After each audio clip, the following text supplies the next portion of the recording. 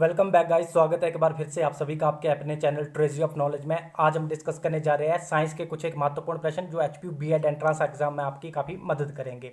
तो शुरू करते हैं आज की वीडियो अपने पहले प्रश्न से। आज का आपका पहला प्रश्न है 18 कैरेट सोने में शुद्ध सोने का अनुपात कितना होता है। तो देखिए, जो सोना होता है वो कितने कैरेट का होता है। एक 18 कैरेट का होता है, एक 22 कैरेट का होता है, एक 24 कैरेट का होता है।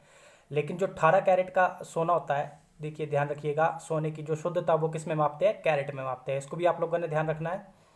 और जो 18 कैरेट का सोना होता है उसकी उसमें जो गोल्ड होता है, प्योर गोल्ड जो होता है, जिसको शुद्ध सोना कह देते हैं, वो 75% होता है। अब आप लोग सोचेंगे कि सर अगर 75% जो है उसमें प्योर गोल्ड है तो बाकी का 25% क्या होगा उसमें। तो देखिए, बाकी का 25% क्या होता है उसमें, अदर मेटल्स होती है, जैसे कि कॉपर मिला दिया जाएगा या जिंक मिला दिया जाएगा। इस प्रकार से क्यों मिलाया जाता है। अब आप लोग पूछेंगे कि सर प्योर गोल्ड में अदर मेटल्स क्यों मिलाई जाती है। देखिए, जो गोल्ड होता है ये काफ़ी डक्टाइल मेटल होता है।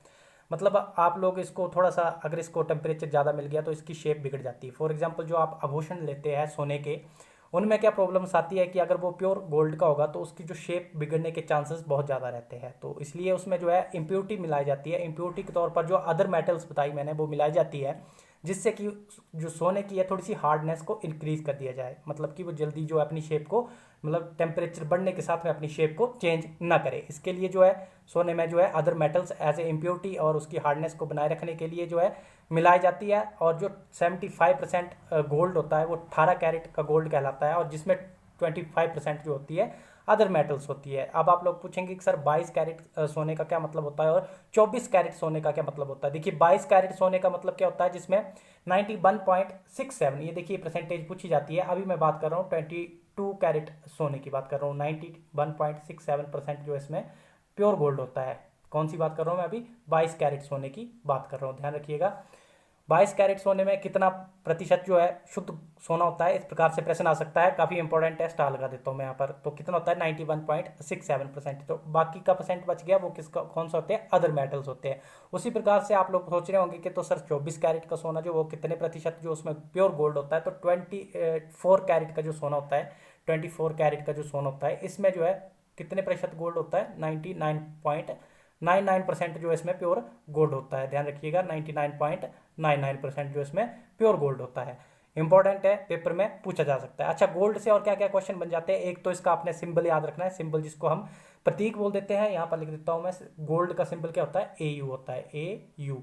गोल्ड को किससे दर्शाते हैं, AU से दर्शाते हैं। ध्यान रखिएगा, पेपर में यहाँ से प्रश्न बन जाता है। आपको डायरेक्ट प्रश्न आ जाएगा कि सोने का प्रतीक क्या होता है, हिंदी में आ जाएगा आपको कि गोल्ड, इंग्लिश में पूछा जाएगा कि गोल्ड का सिंबल क्या होता है। तो AU से जो है गोल्ड को डिनोट करते हैं। मैंने पहले भी डिस्कस किया हुआ है, आज भी बता देता हूँ क्योंकि इंपॉर्टेंट क्वेश्चन है, इसलिए मैं इसको थोड़ा सा जोर डाल के बोल रहा हूँ। अच्छा, यहाँ से एक और प्रश्न बनता है और वेरी वेरी मोस्ट इंपॉर्टेंट कहूंगा, पेपर में पूछा जा सकता है। इसमें यह प्रश्न बन जाता है कि जो मोस्ट डक्टाइल मेटल है इनमें से कौन है, which of the following is most ductile metal. तो इस प्रकार से आप लोगों से क्वेश्चन पूछ लिया जाएगा। ऑप्शंस में आ जाएंगे आपको गोल्ड, सिल्वर, मरकरी, जिंक, इस प्रकार से 4 ऑप्शंस आ जाएंगे। तो जो सबसे डक्टाइल मेटल होता है वो होता है गोल्ड। अब आप लोग सोच रहे होंगे सर डक्टाइल शब्द का इस्तेमाल कर रहे हैं तो डक्टाइल क्या होता है, डक्टिलिटी क्या होती है। देखिए, डक्टाइल को हिंदी में बोलते हैं तन्यता। क्या बोलते हैं, तन्यता। तन्यता का मतलब होता है उसकी, मतलब कितना जो है वो तन्य है, मतलब कितनी खींची जा सकती है वो मेटल, उसको ही तन्यता कहा जाता है। मैं समझाता हूं। देखिए क्या होता है, अगर आप 1 ग्राम सोना लोगे, सिर्फ 1 ग्राम की मैं बात कर रहा हूं, 1 ग्राम, उस सोने से आप 2 किलोमीटर लंबी तार बना सकते हैं। आप 2 किलोमीटर खुद एज्यूम करके देख सकते हो कि 2 किलोमीटर कितना लंबा होता है और 1 ग्राम सोना कितना सा होता है। आप 1 ग्राम को एज्यूम करके देख सकते हैं। देखिए, मैं ग्राम में बोल रहा हूँ ना कि किलोग्राम में, 1 ग्राम बोल रहा हूँ। उसमें भी ऐसा नहीं कि 100 ग्राम 200 ग्राम ना, इसमें मैं 1 ग्राम बोल रहा हूँ। अब 1 ग्राम को आप लोग खुद ही एज्यूम कर लीजिए, इतना सा होगा, बिल्कुल ही बहुत ही माइक्रो जिसको हम बोल सकते हैं। इतने से माइक्रो सोने से जो आप लोग, 1 ग्राम सोने से जो आप लोग 2 किलोमीटर लंबी तार खींच सकते हैं। तो इतनी डक्टिलिटी होती है इसकी, सोने की, इसलिए ये सोना काफ़ी महंगा भी होता है और फ्री स्टेट में पाया जाता है हमारे नेचर में। फ्री स्टेट का मतलब होता है कि बिल्कुल, जिसको आप स्वतंत्र रूप से, जिसको हम कह सकते हैं, ये जो है ज़्यादा एयर और वाटर के साथ में रिएक्ट नहीं करता है, तो इसी को जो है फ्री स्टेट कहा जाता है। ध्यान रखिएगा, इंपॉर्टेंट क्वेश्चन है। जितने भी मैंने आप लोगों से यहाँ पर डिस्कस किया है, जितने भी प्रश्न, वेरी वेरी इंपॉर्टेंट है। मूव करते हैं अपने नेक्स्ट क्वेश्चन की ओर। उम्मीद है यहाँ पर आप लोगों को काफ़ी कुछ जानकारी मिल गई होगी। तो देखिए, आगे मूव करने से पहले मैं आप लोगों को बता देना चाहता हूँ कि मैंने आप लोगों के लिए एक मॉक टेस्ट तैयार किया है, उसके बारे में भी आप लोगों को जानकारी दे देता हूँ। फुल ऑनलाइन मॉक टेस्ट तैयार किया गया है, देख सकते हैं यहाँ पर फुल ऑनलाइन मॉक टेस्ट है, और 50 रुपीज़ जो इसका मैंने प्राइस रखा हुआ है, 50 रुपीज़। और जो बीएड के एचपीयू बीएड के टॉपर्स हैं उनके द्वारा और साथ में पीएचडी स्कॉलर्स के द्वारा मैं जो है ये जो मॉक टेस्ट प्रिपेयर किया गया है, काफ़ी सारे बच्चों ने लिया भी है। आप लोग भी अगर लेना चाहते हैं तो डिस्क्रिप्शन बॉक्स में, वीडियो के डिस्क्रिप्शन बॉक्स में जो है आप लोगों को जो है व्हाट्सएप ग्रुप का लिंक मिल जाएगा, वहाँ पर आप लोग क्लिक करिएगा, आप सीधे ही व्हाट्सएप ग्रुप ज्वाइन कर लेंगे, वहाँ पर आप लोगों को बाकी की डिटेल मिल जाएगी। और सिंपली क्या करना है, मैं आप लोगों को अभी एक जो गूगल पे और पेटीएम नंबर प्रोवाइड कर रहा हूँ, उसमें आप लोगों ने 50 रुपीज़ पे करने हैं और स्क्रीनशॉट लेना है उस पेमेंट का, और उस स्क्रीनशॉट को ग्रुप में सेंड कर देना है। आप लोगों को ये मॉक टेस्ट का जो है लिंक मिल जाएगा। देखिए, इस टेस्ट को जो बनाया गया है ये बिल्कुल जो एचपीयू डालता है अपना पैटर्न 150 क्वेश्चन का, जिसमें आप लोगों को हिंदी और इंग्लिश सेक्शन जो है 20-20 नंबर के आते हैं, और 20 नंबर में भी जो 5 क्वेश्चन आते हैं वो आपके पैराग्राफ के आते हैं। तो पैराग्राफ भी आप लोगों को इसमें देखने को मिल जाएंगे, इंग्लिश का भी और हिंदी का भी, और टाइम मैनेजमेंट का भी आप लोगों को पता चल जाएगा, और आपकी तैयारी कितनी चली है, आप किस स्तर तक पहुंच चुके हो, उसका भी आप लोगों को पता चल जाएगा। 100+ स्टूडेंट्स अभी तक ले चुके हैं। आप लोग मेरे जो चैनल है उस पर कम्युनिटी पर जाकर जो है मैंने स्क्रीनशॉट्स और रिजल्ट शेयर किए हुए हैं कि बच्चों के कितने जो है स्कोर कर पा रहे हैं, उसको आप लोग जाकर चेक कर सकते हैं। अगर आप लोगों ने अभी तक ये टेस्ट नहीं लगाया है मॉक टेस्ट, तो आप लोग जरूर इस मॉक टेस्ट को एक बार ट्राई कीजिए और अपने लेवल को जानिए कि आप लोग कहाँ तक पहुँचे हैं। तो देखिए, मैंने इसके लिए जो कट ऑफ रखी थी कि आप लोगों को जो भी ये मॉक टेस्ट लगा रहे हैं उसको 90+ मार्क्स लेकर आने हैं इस मॉक टेस्ट में, 90+। जिसने जो भी 90+ स्कोर कर देगा इस मॉक टेस्ट में, इट मीन्स उसकी तैयारी अच्छी चली है, वेरी गुड तैयारी उसको हम बोल सकते हैं, अच्छी तैयारी। देखो, आज होगी है लगभग 24 तारीख, और एक हफ्ता ही बच रहा है, और एक हफ्ते में आप लोगों की किस तरह से तैयारी चलनी चाहिए, मेरे ख्याल से अभी आप लोगों को एक्सेलरेट करनी चाहिए अपनी तैयारी को। मॉक टेस्ट लगाइए और अच्छे से तैयारी कीजिए, और मॉक टेस्ट से क्या हो जाएगा कि आपको अपने वीक सब्जेक्ट और स्ट्रॉन्ग सब्जेक्ट का पता चल जाएगा। और मेजरली मुझे लगता है कि अगर आप लोगों को कोई भी टेस्ट क्रैक करना है, not even HPU BEd entrance exam, other भी अगर कोई टेस्ट क्रैक करना है, तो आप लोगों को अपने कमजोर सब्जेक्ट के बारे में जानकारी होनी चाहिए कि ये सब्जेक्ट मेरा स्ट्रॉन्ग है या ये टॉपिक मेरा स्ट्रॉन्ग है, उसको स्ट्रॉन्ग कीजिए तो आप अच्छा स्कोर कर सकते हैं एंट्रांस टेस्ट में। तो काफ़ी कुछ जानकारी मैंने दे दी है। हम देखते हैं अपना अगला प्रश्न। तो इस नंबर पर आप लोग जो है गूगल पे या पेटीएम करके, 50 रुपये पेटीएम करके उसका स्क्रीनशॉट लेके जो लिंक दिया होगा डिस्क्रिप्शन बॉक्स में व्हाट्सएप ग्रुप का, उसमें शेयर कर दीजिएगा। आप लोगों को जो है मॉक टेस्ट का लिंक प्रोवाइड कर दिया जाएगा। और साथ में आप लोगों की कुछ एक शिकायत भी रहती है कि सर जो व्हाट्सएप ग्रुप है वो ज्वाइन नहीं हो रहा है, तो साथ में मैं आप लोगों को टेलीग्राम ग्रुप का भी लिंक दे दूंगा डिस्क्रिप्शन बॉक्स में ही। तो अगला प्रश्न देखते हैं। हमारा अगला प्रश्न था, रेयॉन रासायनिक तौर पर है। तो रेयॉन रासायनिक तौर पर क्या है? रेयॉन इज केमिकली, तो रियोन जो होता है केमिकली सेल्यूलोज एसीटेट होता है। ये ऑप्शन बी इसका बिल्कुल सही आंसर होगा। अब आप लोग सोच रहे होंगे कि सर रियोन क्या होता है, तो देखिए रियोन जो होता है वो कृत्रिम और प्राकृतिक जो आपका फाइबर होता है उससे मिलकर जो है बनता है, और ये एक प्रकार का रेशा होता है जो कपड़े बनाने के काम में आता है। जो सिल्की टाइप के कपड़े होते हैं वो सेल्यूलोज के बने होते हैं। तो ध्यान रखिएगा, इंपॉर्टेंट है, पेपर में पूछा जाता है। अगर मैं बात करूं, साथ ही आप लोग यहाँ पर देख पा रहे होंगे ग्लूकोज। ग्लूकोज से क्या प्रश्न बन जाता है? ग्लूकोज से प्रश्न बनता है आपका कि ग्लूकोज का रासायनिक सूत्र क्या है। पेपर में यहाँ से प्रश्न बन जाता है। तो ग्लूकोज का रासायनिक सूत्र क्या होता है, इसको भी आप लोग ध्यान रख लीजिएगा, C6H12O6। ये जो होता है ग्लूकोज का रासायनिक सूत्र होता है, और पेपर में ये पूछा जाता है। वेरी वेरी इंपॉर्टेंट, मैं इसको कहूंगा, स्टार लगा देता हूं यहाँ पर, कि ग्लूकोज का जो है रासायनिक सूत्र क्या होता है। देखिए, अगर आप लोग सोच रहे हैं कि ग्लूकोज क्या होता है, तो ग्लूकोज हमारे बॉडी में क्या काम करता है? सोर्स ऑफ एनर्जी होता है। ये हमारी बॉडी में ऊर्जा बनाने का काम करता है। मेजर जो कंपोनेंट होता है ऊर्जा का, वो कौन सा होता है? ग्लूकोज होता है। और इसका जो केमिकल फॉर्मूला होता है क्या होता है? C6H12O6। ध्यान रखिएगा इसको। जैसे कि आप लोगों ने देखा होगा, जो स्पोर्ट्स मैन होते हैं, जो स्पोर्ट्स खेल से संबंधित खिलाड़ी होते हैं, वो क्या करते हैं? अपने आप को क्विक एनर्जी लेने के लिए जो ग्लूकोज पीते हैं। तो ये प्रश्न भी बन जाता है कि जो खिलाड़ी होते हैं वो जल्दी ऊर्जा लेने के लिए इनमें से किस जो है द्रव्य का यूज करते हैं। तो इस प्रकार से प्रश्न बन जाता है। तो किसका यूज करते हैं? ग्लूकोज का इस्तेमाल करते हैं। तो नोट रखिएगा, इंपॉर्टेंट क्वेश्चन है। मूव करते हैं अपने नेक्स्ट क्वेश्चन की ओर। अगला प्रश्न है हमारा आज का, किस विटामिन की कमी के कारण बेरी होता है? तो देखिए, बेरी रोग जो है मोस्ट इंपॉर्टेंट है और पेपर में पूछा जाता है ये बार बार। तो बेरी रोग जो है किस विटामिन की कमी से होता है? ऑप्शन बी, विटामिन बी की कमी से होता है। ऑप्शन बी इसका बिल्कुल सही आंसर होगा, विटामिन बी। और अगर मैं बात करूं ऑप्शन डी की, विटामिन डी की कमी से कौन सा रोग होता है? रिकेटिस रोग होता है। देखिए रिकेटिस रोग क्या होता है, जो आप लोगों ने देखा होगा कि कई लोगों की जो है हड्डियाँ, पैरों की हड्डियाँ मुड़ी होती है, कमज़ोर हो जाती है हड्डियाँ विटामिन डी की वजह से, और वो मुड़ जाती है। तो इससे कौन सा रोग होता है? विटामिन डी की कमी से रिकेटिस रोग होता है। ध्यान रखिएगा, पेपर में पूछे जाते हैं, इसलिए मैं आप लोगों से डिस्कस कर रहा हूँ।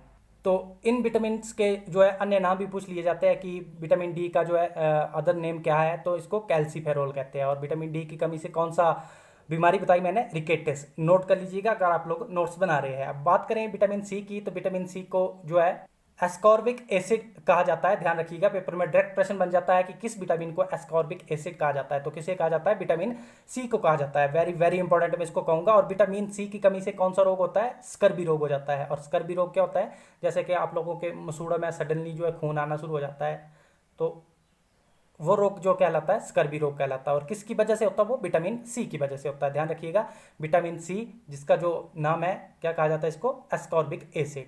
डायरेक्ट क्वेश्चन बन जाता है, मैं फिर से जोर डाल के बोल रहा हूँ, ऐसा प्रश्न आ जाता है कि एस्कॉर्बिक एसिड इनमें से किस विटामिन का नाम है? तो आपको ऑप्शन आ जाएंगे vitamin A, vitamin B, vitamin C, vitamin D, इस प्रकार से। तो विटामिन सी का नाम है एस्कॉर्बिक एसिड। और विटामिन डी का क्या बताया मैंने? कैल्सीफेरोल। अगर मैं बात करूं विटामिन ए की, तो विटामिन ए की कमी से कौन सा रोग हो जाता है? रतौंधी रोग हो जाता है, जिसको जो नाइट ब्लाइंडनेस कहते हैं। क्या कहते हैं? नाइट ब्लाइंडनेस, जिसको जो अंधेरे में दिखाई नहीं देता, जब सूरज ढल जाता है तो उसे जिसे दिखाई नहीं देता उसको रतौंधी रोग कहते हैं, जिसको नाइट ब्लाइंडनेस कह देते हैं। और किसकी वजह से होता है? ये विटामिन ए की वजह से होता है। ध्यान रखिएगा, इसको भी पेपर में प्रश्न बन जाता है यहाँ से कि रतौंधी रोग इनमें से किस विटामिन की कमी के कारण होता है, तो उसमें जो ऑप्शन विटामिन ए होगा सही हो जाएगा। तो इस प्रकार से इसको भी आप लोगों ने ध्यान रखना है। यहाँ पर जितने भी क्वेश्चन मैं आप लोगों से डिस्कस कर रहा हूँ, और ये मोस्ट इंपॉर्टेंट है। और विटामिन ए का नाम क्या है? रेटिनॉल। ध्यान रखिएगा, विटामिन ए का नाम है आपका रेटिनॉल। और विटामिन बी का नाम है थायमीन। विटामिन बी1 को क्या कहा जाता है? थायमीन। विटामिन ए का नाम क्या है? रेटिनोल। तो यहाँ पर मैंने काफ़ी कुछ डिस्कस कर दिया है। कुछ एक और भी पूछ लिए जाते हैं, जैसे कि विटामिन के। तो विटामिन के का क्या नाम है? विटामिन के का फिलोक्वेनिन।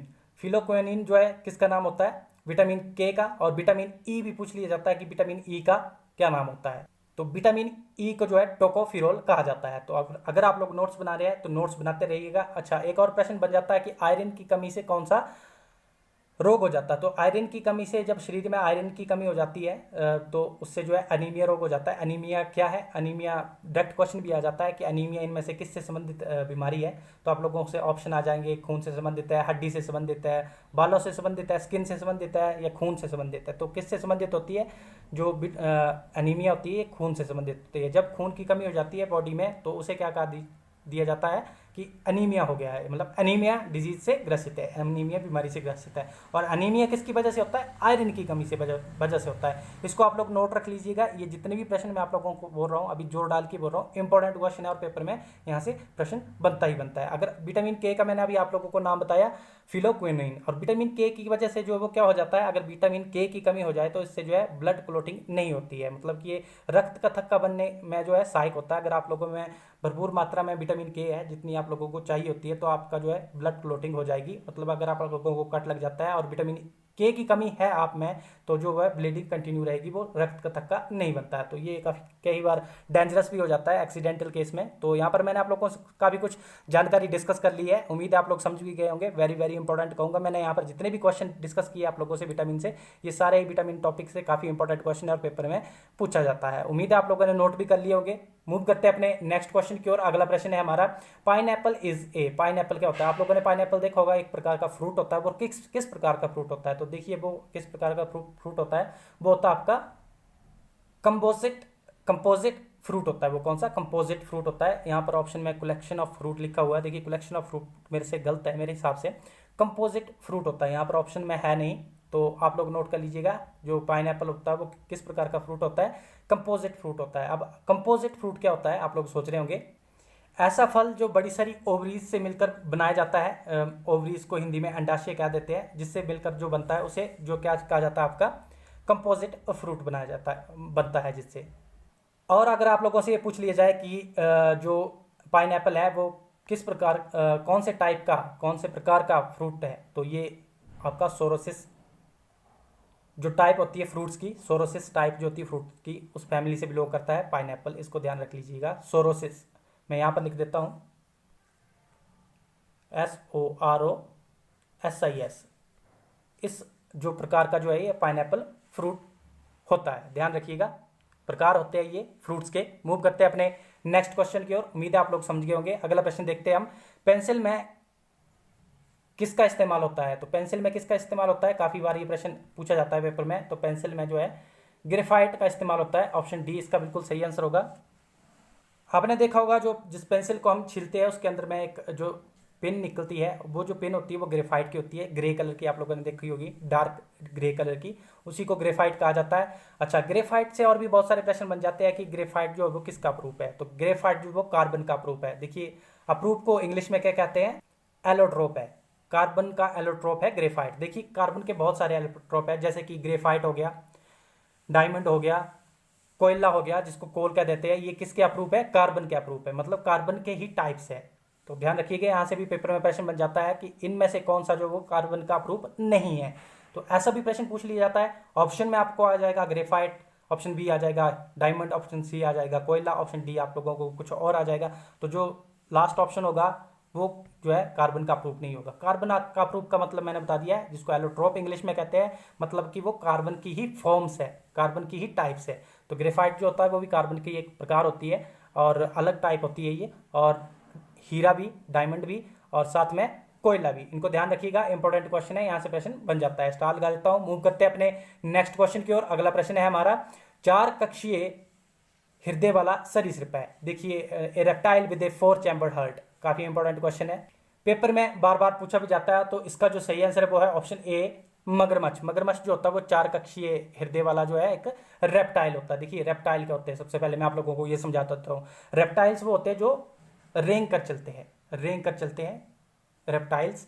और तो देखिए, यहाँ पर जितने भी ऑप्शन आप लोग देख पा रहे होंगे, कछुआ, सांप, छिपकली, ये सारे ही रेंग कर चलते हैं, इट मीन्स ये रेप्टाइल है। लेकिन यहाँ पर प्रश्न में क्या पूछा जा रहा है, वो रेप्टाइल बताना है जिसके 4 चैम्बर होते हैं, मतलब हार्ट के, मतलब जिसके हृदय के, जिसके दिल के 4 चैम्बर होते हैं। 4 चैम्बर का मतलब है, इस प्रकार से मान लेते हैं कि हार्ट है मगरमच्छ का, तो इस प्रकार से 4 चैम्बर होते हैं, 1 2 3 और 4, इस प्रकार से 4 चैम्बर होते हैं। अगर मैं बात करूं छिपकली की, लिजार्ड की, तो लिजार्ड भी एक रेप्टाइल है और इसके जो हार्ट के जो वो 3 ही चैम्बर होते हैं। तो ध्यान रखिएगा, इसके हार्ट के 3 ही चैम्बर होते हैं, जैसे 1 2 3, इस प्रकार से इनका जो है हार्ट जो है फंक्शन करता है। इंपॉर्टेंट क्वेश्चन है और पेपर में पूछा जाता है। तो उम्मीद आप लोग समझ गए होंगे इसको।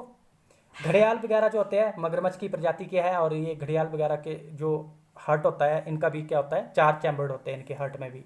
तो उम्मीद है आप लोग समझ गए होंगे। मूव करते हैं अपने नेक्स्ट क्वेश्चन की ओर। अगला प्रश्न देखते हैं, निम्न में से किस अंग के नजदीक थायराइड ग्रंथि स्थित है? तो देखिए, थायराइड ग्रंथि जो होती है वो किस अंग के जो नजदीक में होती है, नियर बाय, तो ये कंठनली के, कंठनली। ऑप्शन सी इसका बिल्कुल सही आंसर हो जाएगा। वेरी वेरी इंपॉर्टेंट मैं कहूंगा, ये पेपर में बार बार प्रश्न बनता है, स्टार लगा देता हूं। कंठनली के करीब में जो है क्या होता है, आपकी थायराइड ग्रंथि होती है। आप लोगों ने देखा होगा, इसको जो है कंठनली कहते हैं। इसके पास ही जो है वी शेप की एक जो बटरफ्लाई टाइप की जो ग्रंथि होती है उसको क्या कहा जाता है, आपका थायराइड ग्रंथि कहा जाता है। इंपॉर्टेंट है, पेपर में यहाँ से प्रश्न बन जाता है। अच्छा, थायराइड से संबंधित एक रोग भी होता है, क्या नाम होता है उसका? गोइटर डिजीज कह देते हैं। ऐसा प्रश्न आ जाता है कि जो गोइटर डिजीज है वो किससे संबंधित है? तो आपको ऑप्शन आ जाएंगे कि थायराइड से संबंधित है, या फिर जो पिट्यूटरी ग्लैंड से संबंधित है, ब्रेन से संबंधित है, इस प्रकार से। तो किससे संबंधित होती है? जो गोइटर रोग होते हैं, जिसको हिंदी में घेंगा रोग कह देते हैं। और किसकी कमी से होता है, ये भी प्रश्न आ जाता है कि जो गोइटर रोग है या घेंगा रोग है वो किसकी कमी से हो जाता है। तो ऑप्शन आ जाएंगे आपको, आयरन की कमी से हो जाता है, आयोडीन की कमी से हो जाता है, ऑप्शन सी आ जाएगा कॉपर की कमी से हो जाता है, मैग्नीशियम की कमी से हो जाता है। इस प्रकार से ऑप्शन आ जाते हैं। तो आपने ध्यान रखना है कि जो गोइटर डिजीज होती है तो आयोडीन की कमी से वो होती है। कौन सी? घेंगा रोग, जिसको हिंदी में कहते हैं। और किससे संबंधित डिजीज है ये? आपका थायराइड से संबंधित डिजीज है। क्या हो जाता है कि जब आयोडीन की कमी हो जाती है तो आपके थायराइड में जो है जो इरेगुलर जो इसमें क्या हो जाती है, ग्लैंड जो है इरेगुलर हो जाती है, मतलब कि उसकी जो है थायराइड ग्लैंड में इरेगुलरिटी आ जाती है। तो उम्मीद है आप लोग इसको समझ गए होंगे। काफी इंपॉर्टेंट क्वेश्चन था। जितने भी मैंने यहाँ पर आप लोगों से प्रश्न डिस्कस किए हैं वेरी वेरी इंपॉर्टेंट है, आप लोग नोट करते रहिएगा अगर आप लोग नोट्स बना रहे हैं तो। यहाँ से प्रश्न पेपर में जरूर बन जाता है। मूव करते हैं अपने नेक्स्ट क्वेश्चन की ओर। अगला प्रश्न देखते हैं। अगला प्रश्न है हमारा कि जो कन्वेक्स मिरर होता है जनरली यूज्ड इन, जो कन्वेक्स मिरर होता है जनरली कहाँ यूज किया जाता है? तो इसका जो सही आंसर है, कन्वेक्स मिरर जो है आपका option D rear view mirror के रूप में जो है इसको यूज़ किया जाता है। अब आप लोग सोचेंगे कि सर रियर व्यू मिरर क्या होता है। रियर व्यू मिरर आप लोगों ने देखा होगा गाड़ियों में जो पीछे देखने के लिए जो ड्राइवर सीट के साथ में ऊपर लगा होता है या साइड में भी लगे होते हैं गाड़ी के साइड में, उनको क्या कहा जाता है, पीछे की वस्तुओं को देखने के लिए कौन सा मिरर यूज़ किया जाता है, रियर व्यू मिरर यूज़ किया जाता है। ध्यान रखिएगा। और ये कन्वेक्स मिरर होता है। इंपॉर्टेंट क्वेश्चन है, वेरी वेरी इंपॉर्टेंट, मैं इसको कहूँगा पेपर में बार बार यहाँ से प्रश्न बन जाता है। आप लोग ये भी ध्यान रखिएगा कि कन्वेक्स मिरर को हिंदी में उत्तल दर्पण कहते हैं। कई बार कंफ्यूजन भी हो जाता है। और साथ में जो कन्वेक्स मिरर का यूज जो है वो मैग्नीफाइंग ग्लासेस में भी किया जाता है और सन ग्लासेस में भी इसका इस्तेमाल किया जाता है। इसको भी आप लोग नोट रख लीजिएगा। मैग्नीफाइंग ग्लास का मतलब जो हम ऐसे कई बार छोटी छोटी चीज़ों को देखने के लिए इस्तेमाल करते हैं, देखा होगा, उसको मैग्नीफाइंग ग्लास कहा जाता है। और इसका यूज भी आप लोग जो है कन्वेक्स मिरर जो है इसका इस्तेमाल किया जाता है। इसको वेरी वेरी इंपॉर्टेंट कहूँगा। अच्छा, एक और प्रश्न बन जाता है कि जो गाड़ियों की हेडलाइट में जो है वो कौन सा जो है दर्पण इस्तेमाल मिरर यूज किया जाता है, तो वो कनकेव मिरर जो है यूज किया जाता है। गाड़ियों की हेडलाइट की बात की जा रही है, हेडलाइट की आगे की जो हेडलाइट्स होती है, तो उसमें कौन सा मिरर यूज किया जाता है, आपका अवतल दर्पण, कनकेव मिरर जिसको इंग्लिश में कह देते हैं। ये प्रश्न भी पेपर में बन जाता है, इंपॉर्टेंट है, इसलिए मैंने आप लोगों से डिस्कस कर लिया है। अगला प्रश्न देखते हैं। उम्मीद है यहाँ पर आप लोगों को काफी कुछ जानकारी मिल गई होगी। अगला प्रश्न है हमारा, आंट एसिड कौन सा आंट एसिड के रूप में इस्तेमाल किया जाता है। तो देखिए, आंट एसिड के रूप में जो है मैग्नीशियम हाइड्रोक्साइड इस्तेमाल किया जाता है। डायरेक्ट क्वेश्चन था ये, ऑप्शन सी इसका बिल्कुल सही आंसर हो जाएगा, मैग्नीशियम हाइड्रोक्साइड। ध्यान रखिएगा, डायरेक्ट क्वेश्चन था ये, इंपॉर्टेंट है। मूव करते हैं नेक्स्ट क्वेश्चन की ओर। हीमोफीलिया का लक्षण कौन सा है। हीमोफीलिया का लक्षण जो है इनमें से कौन सा होता है। देखिए, जब किसी को हीमोफीलिया डिजीज होती है तो उसको जो है खून का थक्का जो है वो नहीं बनता है। ऑप्शन ए इसका बिल्कुल सही आंसर हो जाएगा। कंटिन्यू जो है ब्लीडिंग होती रहती है। फॉर एग्जांपल, कहीं पर आप अगर कट लग गया है जिसको हीमोफीलिया है, तो वहाँ से जो है कंटिन्यू खून निकलता रहेगा और वो जो है क्लोट नहीं बनेगा, ब्लड क्लोटिंग नहीं होगी। मैंने आप लोगों को पीछे डिस्कस कर दिया है कि विटामिन के की कमी से क्या हो जाता है, रक्त का जो है थक्का नहीं बनता है। तो उम्मीद है आप लोग इसको भी समझ गए होंगे। ऑप्शन ए इसका बिल्कुल सही आंसर हो जाएगा। हीमोफीलिया के कौन से लक्षण होते हैं, खून का थक्का नहीं बनना। यहाँ पर स्टार लगा देता हूँ, इंपॉर्टेंट क्वेश्चन है, पेपर में ये प्रश्न पूछा जाता है, वेरी वेरी इंपॉर्टेंट, मैं इसको कहूंगा। मूव करते हैं अपने नेक्स्ट क्वेश्चन की ओर। अगला प्रश्न देखते हैं, which part of human body is first highly affected by nuclear radiation. देखिए, मानव शरीर का जो कौन सा अंग है, कौन सा भाग है, सबसे पहले परमाणु विकिरण से बहुत ज्यादा प्रभावित होता है। जो न्यूक्लियर रेडिएशन होती है उससे जो सबसे ज्यादा प्रभावित होने वाला अंग है आपका जो मानव शरीर में अस्थि मज्जा, बोन मैरो जिसको हम कहते हैं। बोन मैरो क्या होता है, हड्डियों के बीच में एक जो है तरल पदार्थ होता है जिसको बोन मैरो कहा जाता है। और बोन मैरो का मेन काम क्या होता है, आप लोग इसको भी जान लीजिए। देखिए, बोन मैरो एक प्रकार का जो है आरबीसी को बनाने का काम करता है। बोन मैरो से जो है आरबीसी प्रोड्यूस होते हैं। आरबीसी, डब्ल्यूबीसी, प्लेटलेट्स, इनका जो प्रोडक्शन होती है वो कहाँ से होती है, आपकी अस्थि मज्जा से होती है। बोन मैरो इसको इंग्लिश में कहते हैं, इंपॉर्टेंट है, ये भी प्रश्न पेपर में बन जाता है, स्टार लगा देता हूँ यहाँ पर। तो बोन मैरो जो है वो आरबीसी को प्रोड्यूस करता है। और जिसको आरबीसी को क्या कहते हैं, आरबीसी रेड ब्लड सेल जिसको हम कह देते हैं, आरबीसी रेड ब्लड सेल, और डब्ल्यूबीसी व्हाइट ब्लड सेल जिसको हम कहते हैं। इसको प्रोड्यूस कहाँ किया जाता है, अस्थि मज्जा में किया जाता है, जिस अस्थि मज्जा में किया जाता है, जिसको बोन मैरो कहते हैं। और आरबीसी का काम क्या होता है कि आरबीसी का काम होता है ऑक्सीजन को ले जाना, बॉडी तक ऑक्सीजन को पहुंचाना। मेजरली वैसे तो इसका हीमोग्लोबिन का काम होता है ऑक्सीजन को ले जाना, लेकिन हीमोग्लोबिन जो होता है वो पार्ट होता है आपका आरबीसी का ही। तो आरबीसी जो है बॉडी में क्या करते हैं, आपके ऑक्सीजन पहुंचाने का काम करते हैं। ये प्रश्न भी बन जाता है, इंपॉर्टेंट है, ध्यान रखिएगा। और ये आज का आखिरी प्रश्न भी था क्योंकि वीडियो काफ़ी लंबी हो गई है और क्वेश्चन जो है कम डिस्कस हुए हैं, इसके लिए मैं माफ़ी भी चाहूँगा। लेकिन मैंने क्वेश्चन के अंदर इनसाइड क्वेश्चन बहुत सारे आप लोगों से डिस्कस कर लिए हैं, लगभग 30 से 40 क्वेश्चन जो है डिस्कस हो गया है और ये पेपर में आते भी है, जितने भी मैंने आप लोगों से डिस्कस किए हैं। आप लोगों की शिकायत भी रहती है कि सर क्वेश्चन कम है। देखिए, क्वेश्चन कम जरूर हो सकते हैं, लेकिन मैं क्वेश्चन के अंदर जो क्वेश्चंस डिस्कस करता हूँ वो भी काफ़ी इंपॉर्टेंट होते हैं, उनको भी आप लोग नोट करते रहिएगा। तो उम्मीद है आप लोगों को वीडियो अच्छी लगी होगी। और वैसे भी मेरे ख्याल से 24 मिनट तक कंटिन्यू बोलना थोड़ा सा एनर्जेटिक नहीं रहता है, क्योंकि 24 मिनट के बाद में एनर्जी डाउन हो जाती है, इसके लिए ब्रेक चाहिए होता है और मैं एक बार में जो है वीडियो को बनाता हूँ। तो इसको भी आप लोग थोड़ा सा मेरे ख्याल से आप समझेंगे। और मॉक टेस्ट के बारे में मैंने आप लोगों से डिस्कस कर लिया है कि सिंपली क्या करना है, आप लोगों ने वीडियो के डिस्क्रिप्शन बॉक्स में जाना है, वहाँ पर आप लोगों को व्हाट्सएप ग्रुप का लिंक मिल जाएगा। मैंने पेमेंट करने के लिए नंबर दे दिया, वहाँ पर आप लोगों ने जो है 50 रुपये पेमेंट करनी है, मॉक टेस्ट की स्क्रीनशॉट लेना है, ग्रुप में सेंड करना है, आप लोगों को मॉक टेस्ट जो है लिंक प्रोवाइड कर दिया जाएगा। इतनी सही प्रोसेस है इसमें। अगर आप लोगों को वीडियो अच्छी लगी है तो वीडियो को लाइक और शेयर जरूर कर दीजिएगा, साथ ही चैनल को सब्सक्राइब भी कर दीजिएगा। Thank you so much.